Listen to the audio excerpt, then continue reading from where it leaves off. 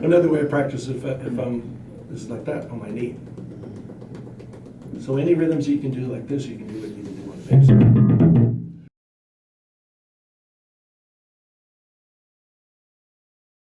Things I find interesting in Conrod photography.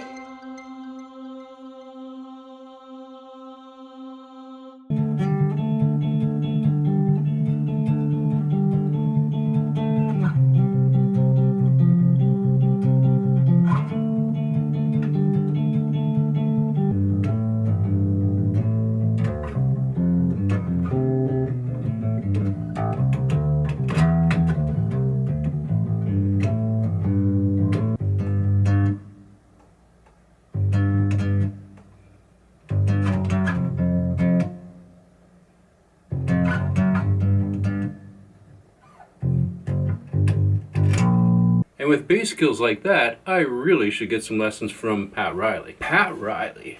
Now there's a force that's been around for a long time.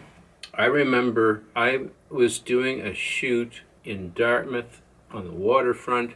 It was a wedding, and Pat was in the band that was playing for the wedding. That was the first time I ever became aware of Pat Riley. And then as the years progressed, so that was in the early 90s, mid 90s. And as the years progressed, I would run into him at music events, music trade shows and whatnot.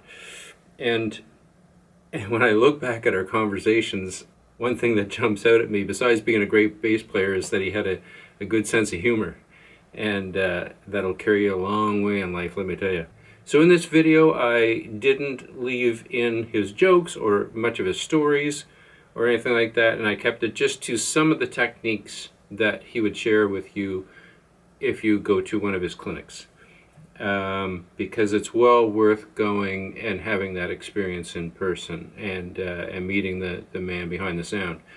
But I did pull out some little techniques, little things to keep in mind if you're going to take a shot at bass, and in this video it's mostly slap bass. And these clips were shot while lessons are going on in rooms around us, so you're going to hear a horn doing scales through the entire thing. My apologies, but glad to see somebody's there learning the horn. So I hope you learned something from this little video, and here's Pat Riley. So where did slap start? Anybody know? Trivia question?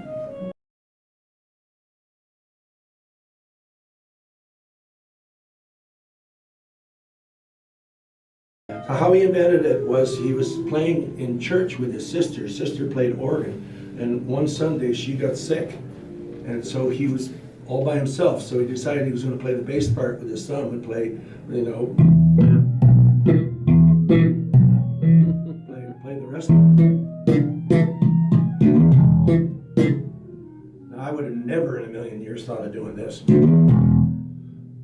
but the posture is a big part of it. I recommend that if you sit in a chair with your back straight, that your bass is off your lap and it's held by the strap. The thing is that when the strap holds the bass or the guitar, I don't have to do things like put my thumb over top and keep the neck from roaming around. Mm-hmm. Most of the time, teaching adult men teach the guitar neck like it was either a hockey stick or a hammer. I keep telling them, no, put your hands down this way, your thumb in the middle, and get your knuckles out because your fingers can move like this, and also you can pivot along like this way. The optimum way to play a guitar and a bass especially is when your fingers are at right angles to the string. So these ones are at right angles, and these ones are at right angles. That's the optimum way. But when you're down here, you have the neck up a bit, and your fingers are not going to get right at right angles kind of thing. But when you're slapping, you drop the neck down and drop your elbow down, then you can do this, see? But if it's up like that and you're doing this, it's a long way from here back to here, but it's not a long way back this way. So when your thumb goes down, then your finger's gonna pluck at the same time. So it's all like one movement as opposed to hit and then pluck, right? So it's like, so if you can, first of all, try to see if you can get a sound on the lower string and then mute it. because the mutes are a big part of it.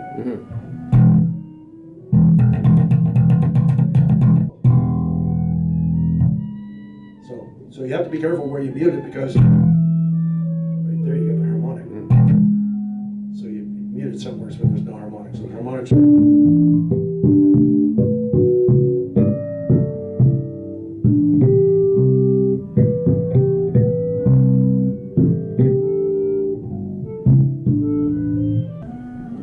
He played a lot of octaves, this guy, and when he did, he would slide them.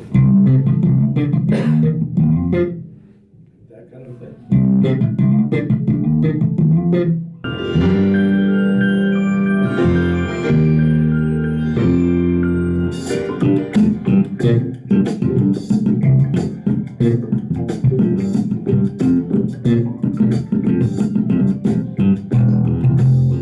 Hello, my love, I heard a kiss from you. Red magic satin playing near too. All Try singing that one. G ground.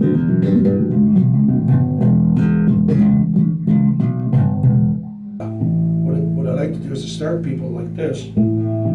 Second finger, first finger, over both of them. And once you feel it, because you're dragging your finger across the top of them, you're not plucking underneath them, type thing. That way you get a good, nice, big, fat sound out of it. And then if you get these two together, then try three. And so most of the speed that I have comes from three fingers. Type thing, comes from three fingers.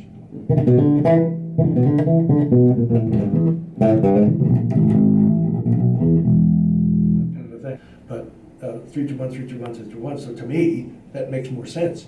So to me, this finger or this finger is more a lead finger than your first finger. Right, yeah. So you go bing bing bing. Or if you do like 4 notes, you go da da da da da da da da da da da da. Or as the classical musicians from India go, takadimi, takadimi.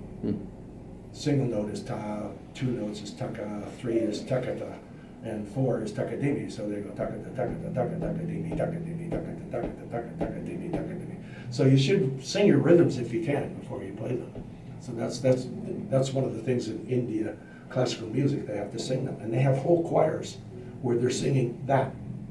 And they're not, no instruments, just singing the rhythms kind of thing. But this is yeah, I use my.